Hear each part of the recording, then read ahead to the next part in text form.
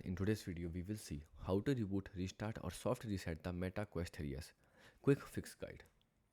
Method 1. Restart the Meta Quest 3s from the power menu. Step 1. Make sure your Meta Quest 3s is powered on. Step 2. Press and hold the power button on the side of the headset for a few seconds until the power menu appears. Step 3. Choose restart from the menu using your controller. The step 4, the headset will automatically shut down and start back up. The usually takes about a minute. Method 2, force restart, frozen, black screen or unresponsive. Step 1, press and hold the power button for 15 to 30 seconds.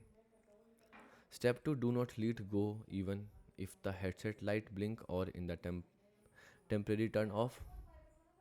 Step 3, release the button once you see the Meta logo appear on the screen. The headset will boot back up normally. Method 3, hard reboot using power plus volume button.